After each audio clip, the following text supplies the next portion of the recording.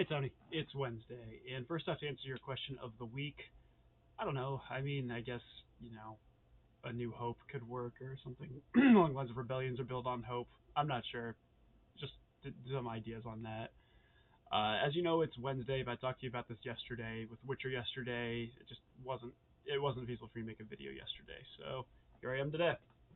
And I'm in the basement because Skylar has been being a little bit silly. I'm also going to take my glasses off. That way we don't have all the reflection from my other screen. So, yeah. So first this week I was planning on doing a video, a normal, typical depressing Josh video, all about, fascism, the change in technologies and things like that. But I don't really want to talk about that tonight. I mean, I'm sure there'll be a lot of videos I'm going to be making over the next X number of months, weeks, days, years that are going to kind of go about the aspect of, change in technology and how technology has certainly outpaced our humanity and morality. But that's a conversation for a different day. So instead, what I want to talk about today is actually two things. So first off, I want to talk a little bit about my tournament on Saturday and how that went, because your video was all about Legion. And secondly, I want to talk about Witcher and how much fun I had at our session last night, and how excited I am to not only get back to it, but like we're getting really close to an endpoint. I mean, we really only have, give or take, 1.5 more arcs, considering we're about halfway done with this one, and that's kind of wild, as we were all talking about last night. I mean, this has been a game that we've been doing for years. I mean, off and on since 2020, 2021. And yes, obviously there's been a lot of big life changes that have taken place during that time. As Theo said so eloquently yesterday, there were multiple kids who were born during that time, which is true, and which me and Paige both got a good little laugh out of, because yeah, that's true. I mean, having the DM and one of the key players have to take, you know, a long time off for new family stuff was kind of, we kind of laughed about because it was true. I mean, because that's just what happened. But I'm really excited for where we're going. I think, like, I had a lot of fun running the session last night. I think it turned out really well. I really enjoyed the interplay. I also enjoyed how small of a session it was, in the sense of it took place in one establishment. You weren't going all about the city, but there was so much that happened in that one establishment that has really set up, the rest of how the arc's going to be, and I'm really excited to see what everyone's going to do with it. It's also like, I have to laugh in no small part that the game has been basically pushed along by three characters for the most part, and that is Haleth, Catalani, and Stoats, the Brave and Magnificent, who is definitely the fan favorite and the GM favorite. Well, favorite and least favorite, because I've had butter knives destroy too many of my combats for me to not have grudging respect for Stoats. But yeah, I think it's gonna be really fun. And like I said, the fact that we're getting close to an ending is really weird to me, but also like it's pretty exciting, and I'm looking forward to seeing where it goes. So now I want to talk a bit about the tournament I had over the weekend, and that one did not go as well as the Witcher session last night happened. I mean, I say that that's not entirely true. Like, I had a good time. It was good visiting with some of my friends again, because I hadn't played since November, but I certainly did not bring in a very good list, and I could tell very early on. So round one, so it was a skirmish room, so it was only 500 points rather than the typical 1,000. And I had what I thought was a really good 6 activation Republic Rex list, and I was wrong. That was not a very good list, but Rex is a great support character, but he can't push the game on his own. He doesn't have the dice pool. He doesn't have the survivability. Doesn't have the defensive tech. He works great when he's with somebody else. He doesn't work so great when he's your one and only, and I certainly learned that.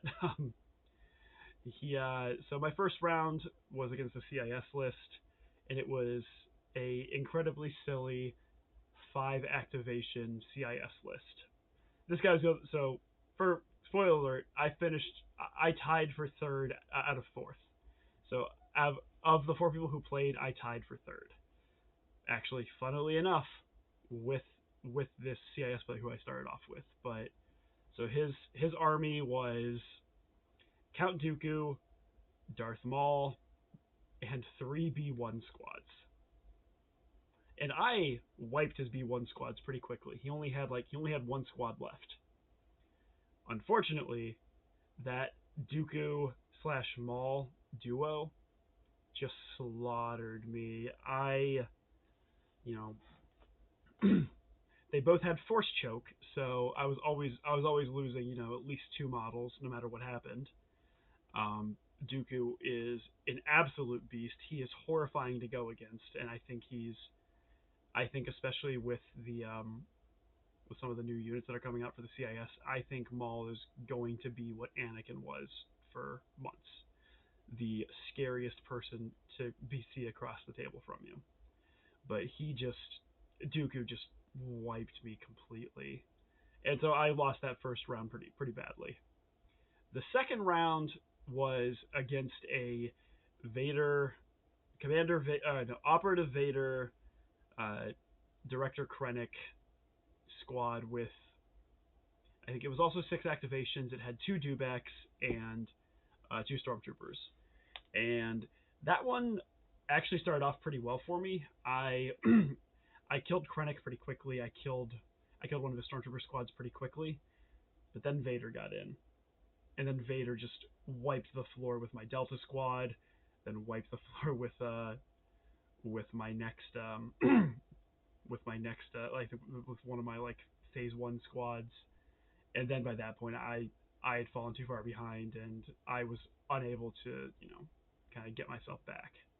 However, Rex survived against Vader way way longer than he should have, because he was attacked by Vader on one side, then he was attacked by dewbacks on the other. He survived, but just barely, and I stood no chance that game. And then the final game was the one I actually won, and that was against a person who either finished in second or won the whole tournament. I don't remember which, but it was against a experimental droid list, which was um, Kalani as the commander, 2 units of commando droids, and then I think it was 1 unit of B2s, and I think like 2 units of B1s. And that one actually went surprisingly well for me, but was also like really came down to the wire in a really fun way. So I put Delta out in a good spot pretty early on, and ended up using Delta to totally wipe one of his B1 squads and do a lot of damage to one of his commando squads. And then I had some of my arcs go in and just wipe out that commando droid. But then the game turned into a major stalemate. Like the whole tournament I couldn't roll to save my life, but that last round I also really couldn't roll very well. And so I ended up until the very end. It was turn 5. Me and him were tied. Whoever was going to like come out on top that round was going to win the whole game. And he was really pushing towards one of my positions where all I had was Delta there, and Delta held off against a commando droid attack until we ended up getting until there was I think he had one of his other squads enter into melee as well, and at that point Delta got defeated. I ended up in the last play of the game. This was going to determine the entire game. He had secured 1 position, I had secured 2, and and he had technically secured 1 final one where he would have actually been 1 point ahead of me because he had gotten one of the side objectives before I did. But I had to basically run a single phase, like a single clone trooper infantry there, who then defeated his last unit, and I won that game. So Tony, my question for you is, Have you had any fun games with your family? Tony, I'll see you on Friday. Later, bro.